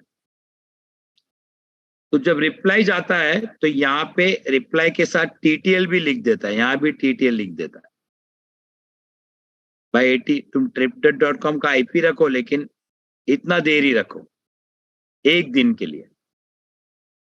तो मुझे बताओ 1 दिन के लिए लिख दिया, और हाफ डे आधा दिन हुआ। मुझे बताओ आधा दिन में कोई ऑस्ट्रेलिया को पिंग कर रहा है, ऑस्ट्रेलिया के कंट्री के अंदर से कोई इसको पिंग कर रहा है, मतलब 1 दिन के अंदर, तो क्या होगा, ट्रिप ट्रैक का रिक्वेस्ट तो ऑस्ट्रेलिया से आएगा क्या, वो इधर आएगा इधर, तो उसको ऑस्ट्रेलिया से मिल जाएगा, कैश से मिल जाएगा। कोई चाइना से रिक्वेस्ट कर रहा है गाइस, कोई चाइना से ट्रिप ट्रैक रिक्वेस्ट कर रहा है, तो आएगा अथॉरिटेटिव सर्वर तक? नहीं आएगा। उसको कहां से मिल जाएगा, बोलो? उसको अपने चाइना के डीएनएस से कैशिंग से मिल जाएगा, यहां से ए रिकॉर्ड मिल जाएगा। लेकिन समझो 1 दिन हो गया, 84,600 मतलब 1 डे। समझो 1 दिन हो गया, 1 डे हो गया, सेकेंड डे स्टार्ट हो गया, तो क्या होगा, ये डीएनएस ऑटोमेटिकली इस कैश को क्लियर कर देंगे। वो देखेंगे कितना टाइम लिखा है, तो गाइस ये डीएनएस सब क्या कर देंगे, ऑटोमेटिकली अपना कैशे हटा देंगे, ट्रिप ट्रैक के लिए निकाल देंगे। कौन निकालेगा, बाहर से कोई आएगा क्या, वो डीएनएस खुद निकाल देगा?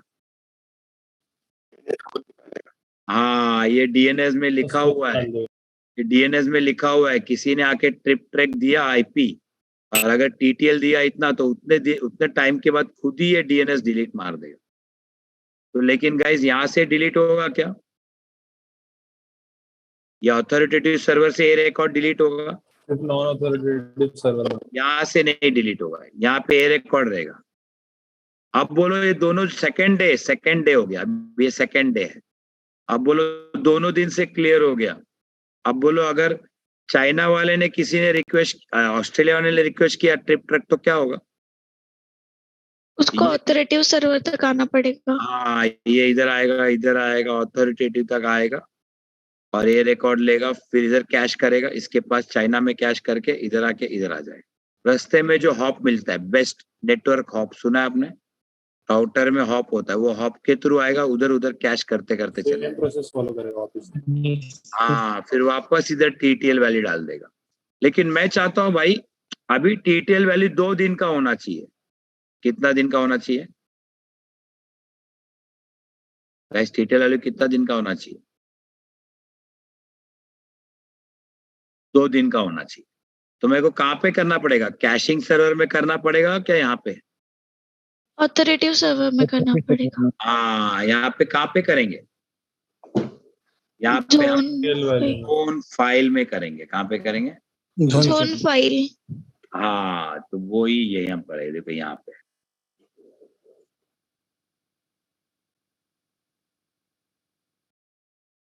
ये AWS में भी है, AWS में भी वहाँ पे TTL ऑप्शन दिखा। तो can you see TTL 1 day लिखा है? बोलिए गाइस। Yes sir. हाँ, यहाँ पे आपको क्या करना है? 2 डे करना है। कितना दिन के लिए रहेगा अभी ये TTL? 2 डेज के लिए। तो बोलो कहाँ पे हम TTL वैल्यू चेंज कर सकते हैं? ऑथोरेटिव सर्वर में, जोन फाइल में।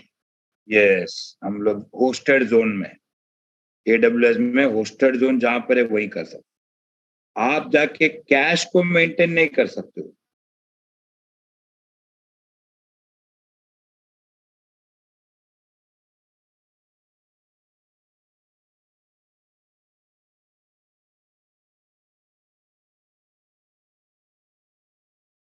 समझ में आ रहा है?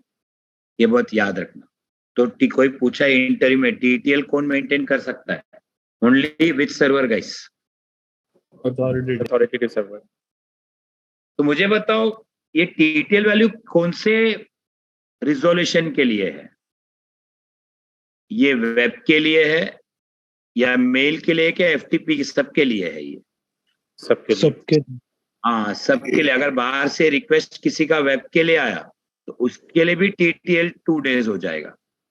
अगर किसी का मेल आया उसके लिए भी 2 डेज हो जाएगा। किसी के लिए FTP के लिए आया उसके लिए भी क्या हो जाएगा? 2 डेज हो जाएगा। 2 डेज हो जाएगा। लेकिन हम चाहते हैं, अभी हमारा रिक्वायरमेंट थोड़ा अलग है, हम चाहते हैं सबके लिए 2 डे, लेकिन मेल के लिए 1 ही दिन चाहिए। मेल के लिए कितना दिन चाहिए TTL? 1 दिन। तो हम क्या कर सकते हैं, ये जो फील्ड है वो वाले फील्ड में चेंज कर सकते हैं, मेल वाले। ब्लैंक है ना, ब्लैंक। यस सर, उसमें लिख देंगे। ब्लैंक मतलब ग्लोबल उठाओ। तो हम यहाँ पे आके 1 डे लिख देंगे। क्या लिख देंगे?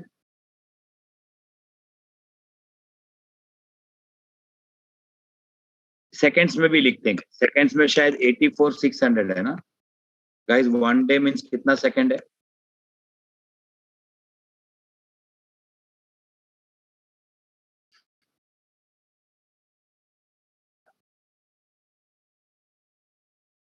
तो यहाँ पे हम 1 डे लिख देंगे, 1D। अभी बताओ क्या होगा गाइस? बोलिए अभी क्या होगा? What will happen? अभी अगर कोई मेल ट्रिप ट्रैक किया तो ये वाला देखेगा, 1D का TTL वैल्यू लगेगा उसको। सबके कैशिंग में 1 डे डाल देगा। डिफॉल्ट वाला ग्लोबल नहीं देखेगा, ये डिफॉल्ट वाला नहीं देखेगा। अगर कोई FTP ट्रिप ट्रैक किया तो इधर कुछ लिखा नहीं तो किधर देखेगा? डिफॉल्ट वाला देखेगा, 2D डिफॉल्ट वाला। तो उसको FTP वाले को क्या मिलेगा? कितना TTL रहेगा सबके server? 2D sir. 2 days. 2 days.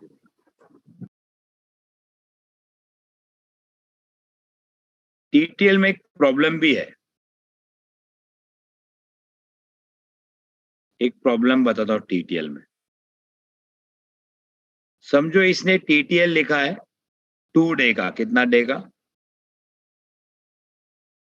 और इसने लिखा है मेल डॉट ट्रिप या web dot trip track .com internet address और आगे लिखा है 9.9.9, इसका आईपी क्या है गाइस बोलो? 9.9. और इसने लिखा है ट्यूसडे को लिखा है भाई, ट्यूसडे को ही आईपी लिखा है। अब ट्यूसडे को इसका रिक्वेस्ट आ रहा है, यहाँ पे आया, यहाँ पे पहुंचा, हॉप लास्ट पहुंचा यहाँ पे। तो मुझे बताओ, जब ये रिप्लाई लेके जाएगा तो इधर क्या कैश करेगा? ट्यूसडे को क्या कैश करेगा ये? ये रिकॉर्ड हाँ, और टीटीएल वैल्यू. ए रिकॉर्ड भी कैच करेगा, साथ में क्या लिखेगा? TTL value. और ए रिकॉर्ड क्या लिखेगा? 9.9.9, और टीटीएल वैल्यू लिख देगा कितना? 2 days। और इधर भी कैश करेगा, इधर भी क्या लिखेगा? इधर भी ए रिकॉर्ड लिखेगा 999, और इधर भी क्या करेगा गाइस बोलो? 2 days करके क्या करेगा? कैश करेगा।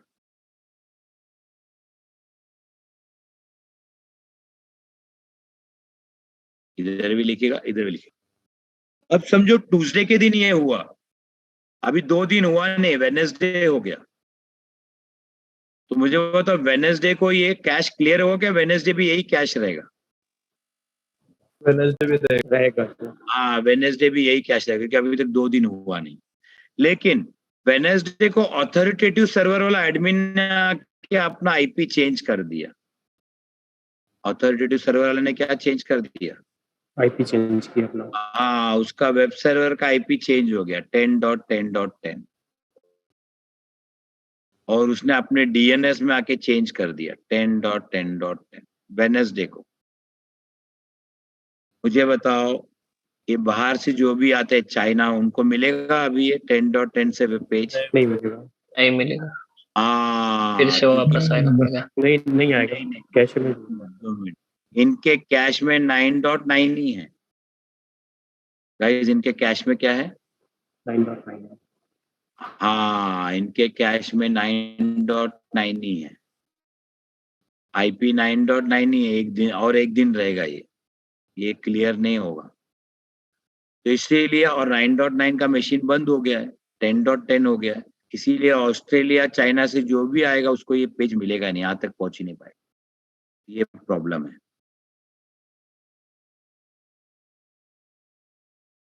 तो गाइज मुझे बताओ, इस प्रॉब्लम को सॉल्व कैसे करें?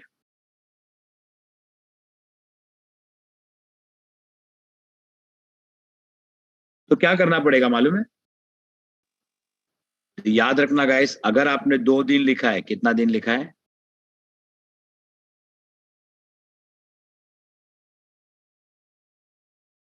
और आपका टास्क क्या है? वेब सर्वर का आईपी चेंज करना है। 9.9 से क्या करना है बोलो? 10.10 करना है. तो आपको क्या करना पड़ेगा मालूम है? 9.9 आईपी भी रखना पड़ेगा, और एक सर्वर 10.10 का भी रखना पड़ेगा, दूसरा सर्वर।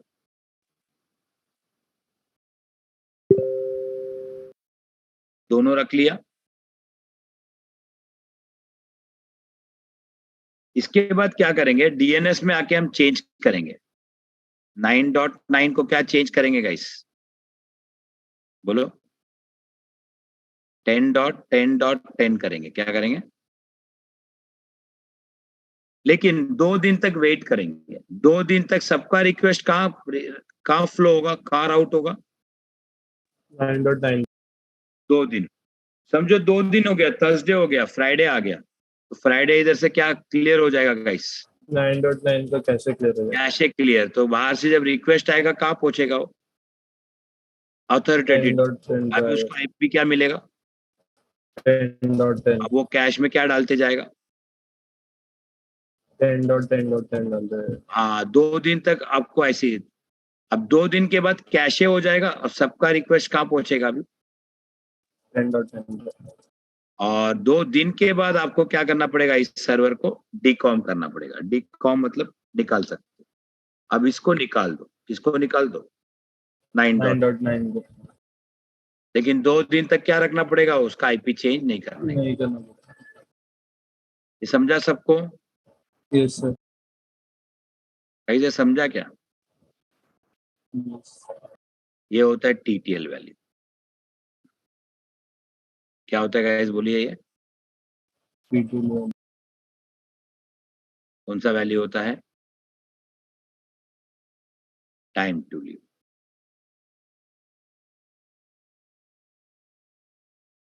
ओके गाइस, चलिए बताइए अभी क्या क्वेरी है इसमें। अभी किस किस को क्वेरी है चैट में क्यों लिखो। जो सीखा है उसमें क्या नहीं समझा बोलो। जिसको नहीं समझा क्यों लिखो, पूछो, ताकि मैं आपको बता पाऊँ, या तो चैट में पूछो।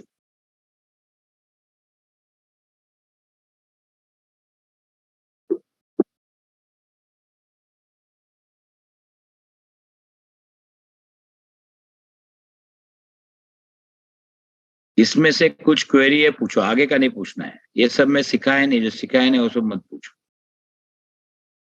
एनीवन नॉट अंडरस्टूड समथिंग, पूछो।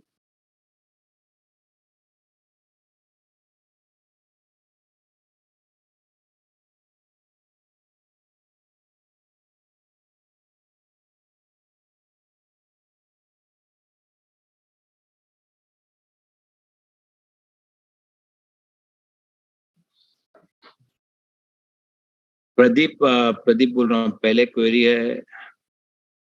प्रदीप बोलिए। सर वो 9 और 10 का थोड़ा मेरे को कंफ्यूज हो गया कि जैसे अगर 9 वाला कैसे रहेगा वहाँ पे। ओके सर, आपने इसमें अथॉरिटी। सुनो सुनो, हाँ हमारा रिक्वायरमेंट क्या है, पहला रिक्वायरमेंट समझने का। पहला एक सर्वर था, वेब सर्वर 9.9 में चल रहा था। किसमें चल रहा था? 9। अभी हम लोगों ने क्या बोला, कंपनी का रिक्वायरमेंट है कि ये सर्वर को बंद करना है। सेम वेब पेज का डेटा जो है 10.10 में करना है यहाँ पे। यस, ये तक समझ में। ठीक है, तो सेम।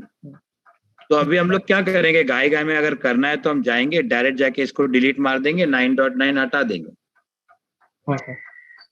और ऐसा कर लेंगे। लेकिन प्रॉब्लम क्या होगा, कर तो देंगे हम, प्रॉब्लम ये होगा कि हमारे क्लाइंट्स यहाँ तक रीच नहीं हो पाएंगे।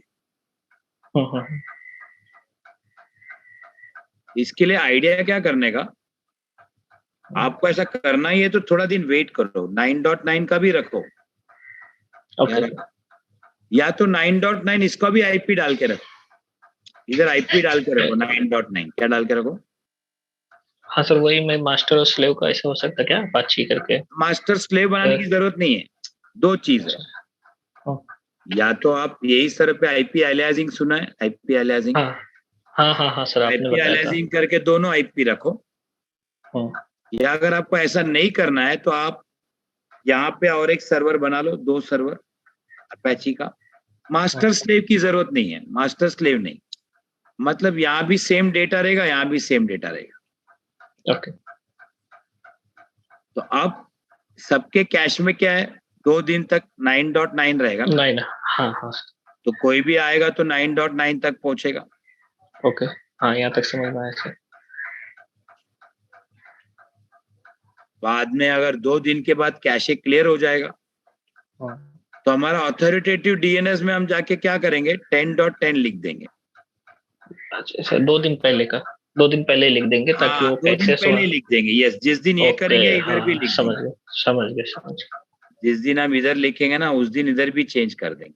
हाँ, बाकी फिर बाद में उनका डिलीट, जब उनका डिलीट हो जाए तो ऑटोमेटिकली 10 2 दिन के बाद इनका ऑटोमेटिक डिलीट होएगा ना, ऑटो डिलीट के बाद 2 दिन के बाद जब पहुंचेंगे तो उनको 10.10 मिलेगा और यहाँ यस, समझ गए। ओके, 2 दिन के बाद हम क्या करेंगे, 2 दिन के बाद इसको निकाल देंगे। हाँ, समझ गए और एक ही रखेंगे। समझ गए। मोहम्मद आरसी बोलिए। सर मेरा क्वेश्चन ये है, क्या टीटीएल की वैल्यू हम 0 रख सकते हैं? हाँ, 0 सेकेंड।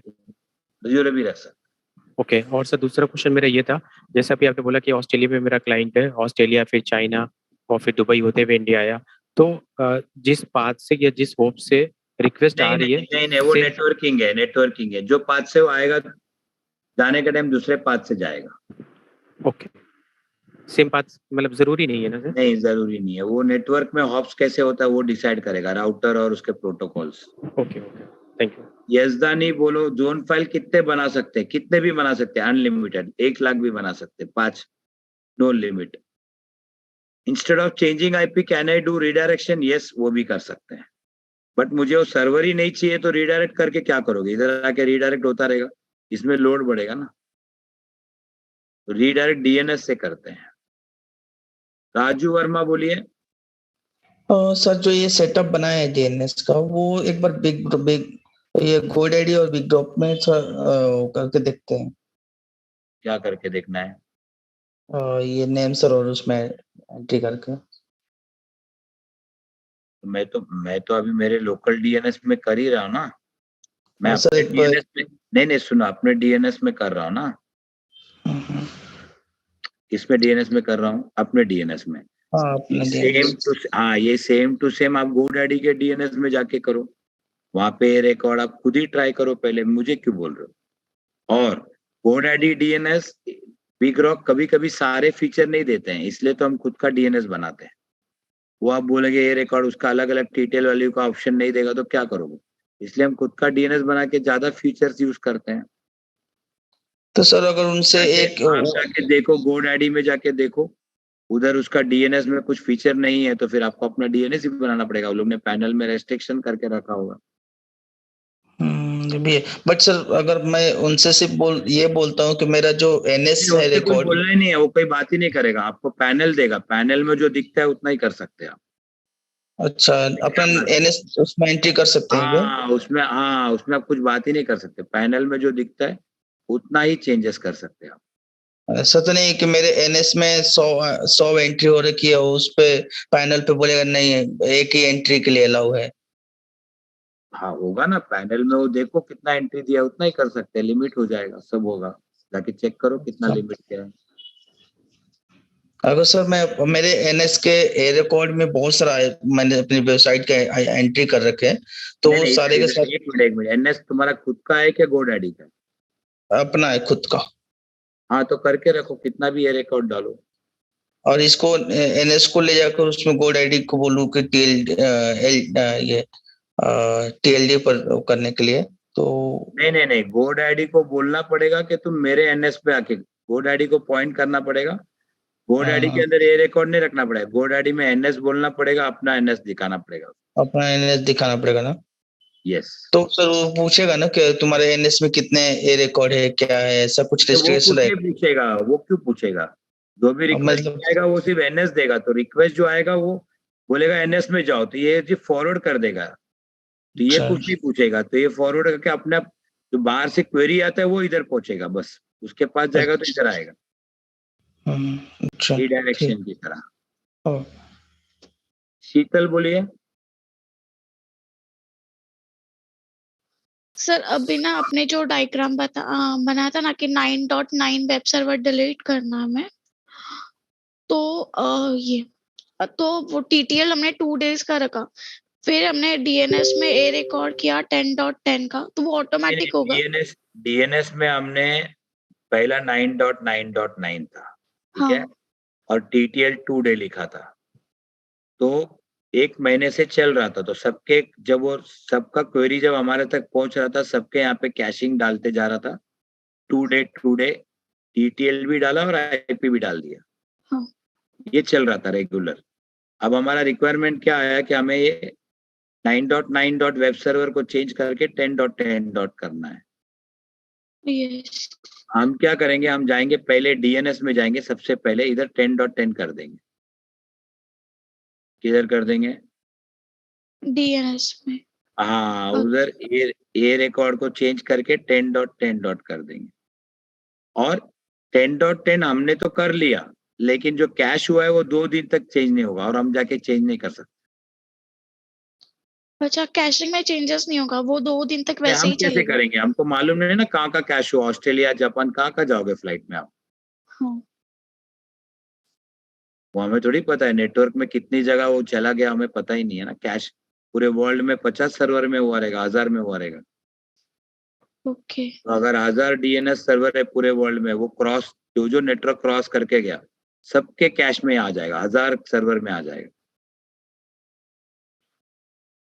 और अगर वो डीएनएस सर्वर को वो नियर बाई एरिया वाला उसको कांटेक्ट करेगा, तो उसको हमेशा 9.9 ही मिलता रहेगा। तो 2 दिन तक आपको वेट करना ही पड़ेगा। ओके, एंड 2 दिन के बाद फिर सेम प्रोसेस 2 होगा? दिन 2 दिन के बाद ये सारे 1000 डीएनएस अपने आप ऑटो डिलीट मार देंगे, क्योंकि उनमें बोला गया है 2 डेज ही रखना है, इंस्ट्रक्शन है। तो दे ऑल हजारों सर्वर एक साथ उसी टाइम एक्यूरेट टाइम में सब लोग अपना कैश डिलीट मार देंगे। अच्छा, मतलब सबका एक ही सेम टाइम में डिलीशन हो जाएगा।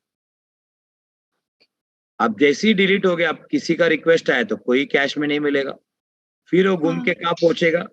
ऑथोरिटी सर्वर के तो पास। उसको क्या मिलेगा? 10.10 मिलेगा। 10.10। फिर अभी ये 10.10 कैश हो जाएगा फिर से 2 दिन में। हाँ, ये टीटीएल हमारे ऊपर पे है ना, वो कितने दिन के लिए रखना है कैश? अथॉरिटेटिव सर्वर के ऊपर है। अगर आप अथॉरिटेटिव सर्वर का एडमिन है तो आपके ऊपर। ओके, डिटेल वैल्यू जो मॉडिफाई कर सकते हैं आप सिर्फ अथॉरिटेटिव सर्वर पे कर सकते हैं। हाँ सर, समझा, थैंक यू। बहुत बार क्या करते हैं, ये टीटीएल वैल्यू जो है वो 0 भी रखते हैं। क्या रखते हैं गाइस? 0। हाँ, बहुत जन, लेकिन 0 रखने में थोड़ा डेंजर भी है, लोड बढ़ जाता है। क्या होता है, 2 दिन तक रहेगा, 2 दिन के बाद एक कैश क्लियर होगा, बाद में जो भी रिक्वेस्ट आएगा यहाँ पे आएगा, यहाँ पे आके उसको मिलेगा 9.10 जो भी मिलेगा, तो यहाँ पे आके कैश ही नहीं करेगा, 10.10 लिखेगा, इधर आके आएगा रिप्लाई, एक बार उसको रिप्लाई मिलेगा, किधर भी कैश ही नहीं होगा। अगर टीटेल वैल्यू 0 लिखा तो क्या हो जाएगा गाइस? किधर भी कैश नहीं होगा सर। हाँ, तो क्या होगा इसमें प्रॉब्लम गाइस? अगर किधर भी कैश नहीं होगा तो प्रॉब्लम क्या होगा? अपने डीएनएस पे लोड पड़ेगा। हाँ, क्योंकि हजारों क्वेरी, लाखों क्वेरी जो आता है वो सारा ट्रैफिक इधर ही आता रहेगा, हमारा डीएनएस सर्वर बैठ जाएगा। अभी क्या हुआ, कैश होने की वजह से हमारा लोड डिस्ट्रीब्यूट हो गया। कैश के वजह से चाइना वाला इधर से ले लिया, ऑस्ट्रेलिया वाला इधर से ले लिया, सब मेरे पास नहीं है, लोड डिस्ट्रीब्यूट हुआ। लेकिन अगर 0 रखोगे तो यहाँ पे कहीं भी कैश नहीं होगा। पूरे वर्ल्ड का request, billion request, million request सब हमारे डीएनएस में आएगा, और हमारा डीएनएस 5 सेकंड में बैठ ही जाएगा, लोड बढ़ जाएगा, बंद हो जाएगा। इसलिए 0 रखते नहीं है, रिस्की रहता है, थोड़ा लोड बढ़ता है। चलेगा इस सबको ये ए रिकॉर्ड समझ में आया, और ये इसमें कुछ समझ में आई है? ये रिकॉर्ड समझ में आया क्या होता है करके? चलो निकलेंगे अभी।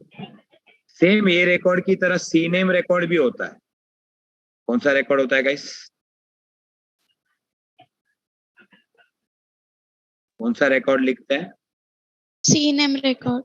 हाँ, एक सी नेम रिकॉर्ड होता है। अभी जो भी क्वेरी कल, आज कोई क्वेरी नहीं, अभी जितना भी क्वेरी है कल का नेक्स्ट लेक्चर में करेंगे।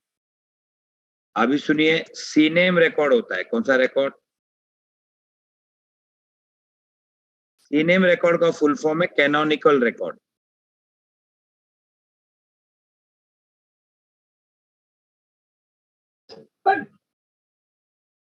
कैनोनिकल स्पेलिंग सही लिखा है मैंने?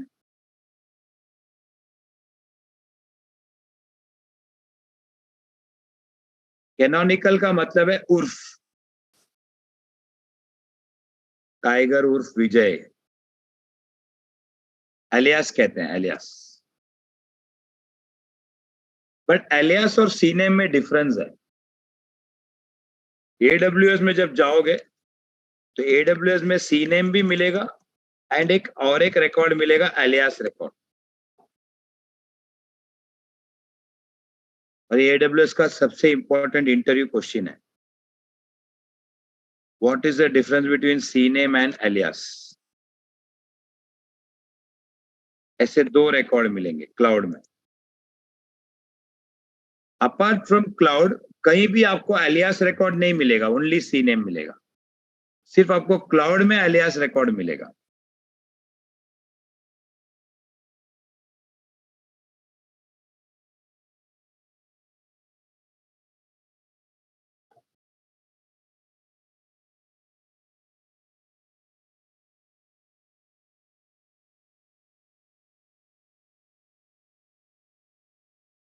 तो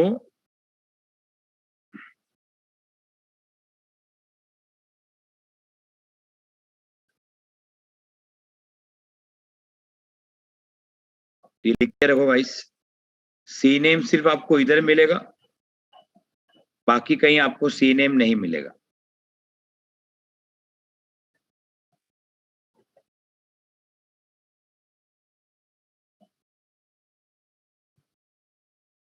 दैट्स इट।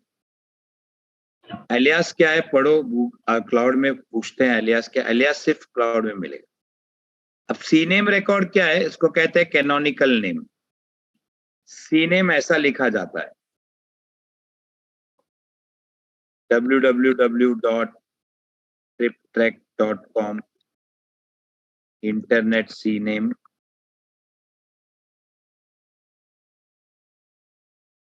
आगे लिखा जाता है triptrack.com। और एक आपका सर्वर का नाम है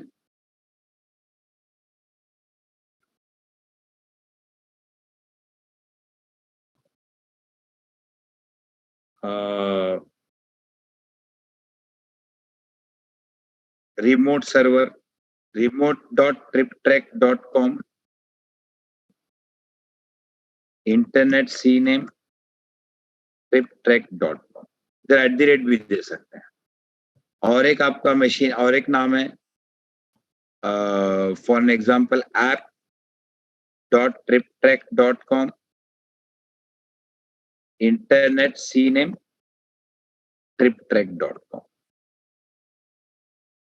ये ऐसा लिखा जाता है।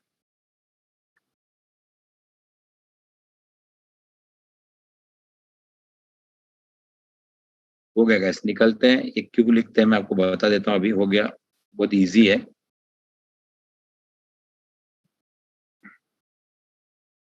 जैसे कि आपको अपैची भी थोड़ा पता है तो आपको ये समझेगा वेरी इजीली। इधर देखिए, समझो आपका एक वेब सर्वर है, उसका नाम है, उसका आईपी है 2.2.2 और इसमें आपने triptrack.com का वेबसाइट होस्ट किया है। गाइस कहाँ पे होस्टेड है आपका वेब पेज, बोलो कौन सा आईपी पे है? 2.2.2. ठीक है, तो मुझे बताओ बाहर से किसी का भी रिक्वेस्ट क्या आएगा, क्या लिख के आएगा रिक्वेस्ट? गाइस क्या लिख के आएगा वो? triptrack.com. हाँ, तो उसको क्या मिलेगा, यहाँ से आईपी मिल जाएगा ना और यहाँ पहुंच जाएगा। अब और एक वेबसाइट होस्ट किया मैंने, लेकिन मैं सेम अपैची में होस्ट किया।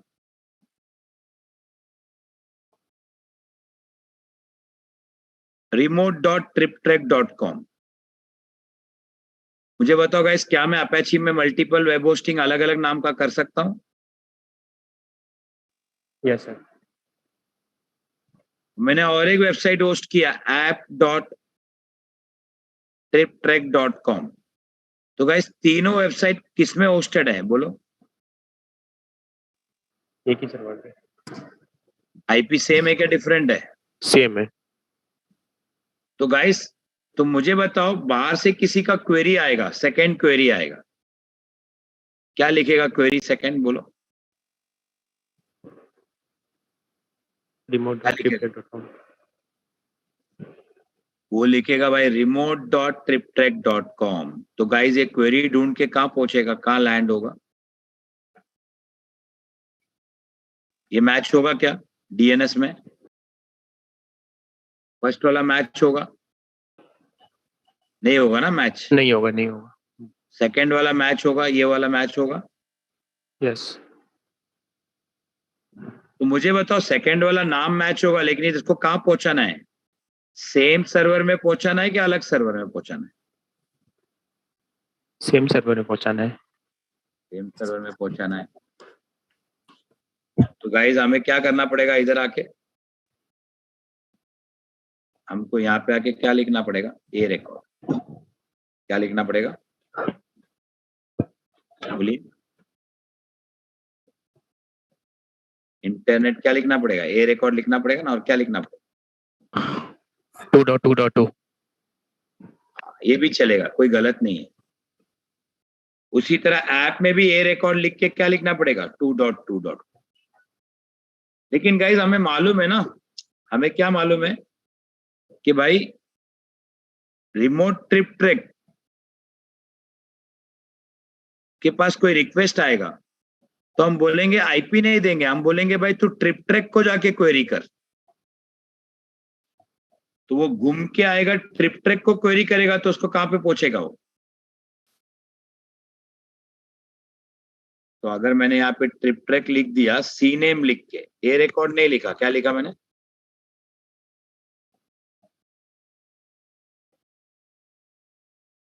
क्या लिख दिया यहाँ पे गाइस, बोलो। तो अभी क्या होगा बोलो, अभी होगा मेरा रिजॉल्व होगा कि नहीं होगा, घूम फिर के होगा रिजॉल्व सर। देखो गाइस कैसे रिजॉल्व होगा। बाहर से क्वेरी आएगा, रिमोट ट्रिप ट्रैक मैच हुआ तो किधर जाएगा, नेक्स्ट क्या मिला उसको, सी नेम के नाम पे क्या मिला, कैनोनिकल नेम, इधर जाओ, triptrack.com मिला। हाँ, तो अभी वो क्वेरी वापस किधर जाएगा, इसी में रहेगा, के पास जाएगा और ट्रिप ट्रैक ए रिकॉर्ड देगा तो वो, और उसको रिप्लाई देगा। तो जिसका रिमोट करके आया था उसको क्या रिप्लाई मिल जाएगा, 2.2. तो गाइस बार बार ए रिकॉर्ड लिखने की जरूरत है अगर सेम आईपी पे multiple website host, multiple resolve करना है तो। हाँ, तो सी नेम का क्या पर्पस है, मल्टीपल डिफरेंट नेम्स, बोलो, multiple different names pointing to, बोलो गाइस, बोलो guys, pointing to single IP, same IP. तो क्या यूज करो उधर, बोलो, क्या यूज कर लो, सी नेम। मतलब डिफरेंट नाम रहेगा लेकिन सेम आईपी रहेगा तो सेम आईपी यूज करो। इधर आएगा इसके, अगर कोई app dot trip track query किया तो सी नेम मिलेगा ट्रिप ट्रैक, तो इधर जाएगा ट्रिप ट्रैक के पास और ये आईपी दे देगा, तो ऐप वाले को ये आईपी मिल जाएगा इनडायरेक्टली। तो इसका और एक फायदा क्या है मालूम है गाइस, समझो अगर ये सर्वर का आईपी मैंने चेंज किया, किसका आईपी चेंज किया मैंने, क्या आईपी था इसका गाइस, बोलो, 2.2.2 और मैंने इसको आईपी चेंज किया 4.4 कर दिया, तो बोले इसमें कहाँ पे चेंज करना पड़ेगा, सब में चेंज करना पड़ेगा। नो सर, ऊपर चारों कंटेनर होस्टेड है, गैस किधर आईपी चेंज करना पड़ेगा, बोलो,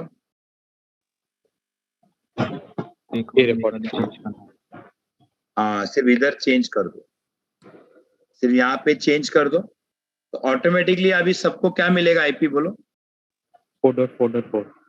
अगर ऐप किया, रिमोट किया, ये किया, सबको ऑटोमेटिकली घूम के क्या मिलेगा,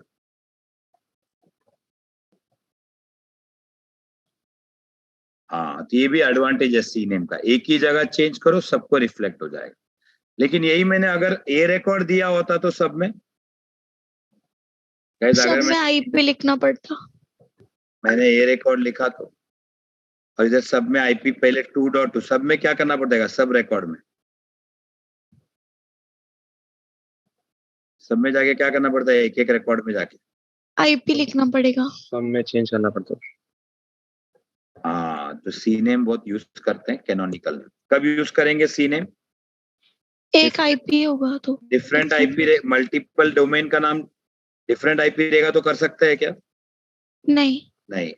अगर मल्टीपल डोमेन का नाम सेम आईपी पे चल रहा है, एक डोमेन का नाम डिसाइड कर लो और वो डोमेन का नाम को क्या करो, बोलो,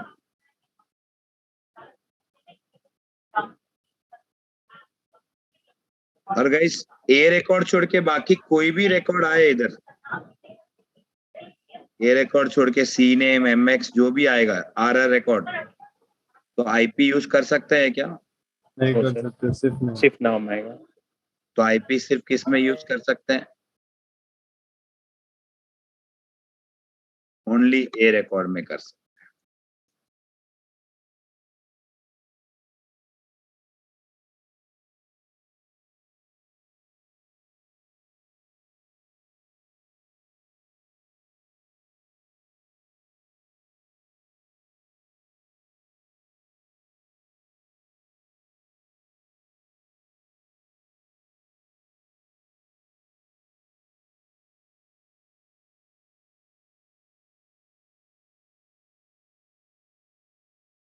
चलिए guys, bye bye. I am ending up the meeting. इसका सबका फोटो ले लो।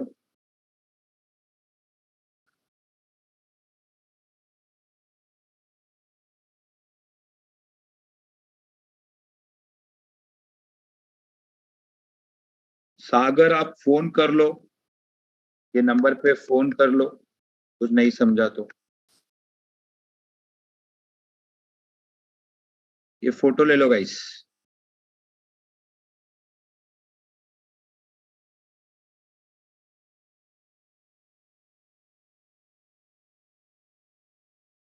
चलिए, बाकी कुछ नहीं है, एंड करता हूँ meeting. Bye bye. I am ending up the meeting.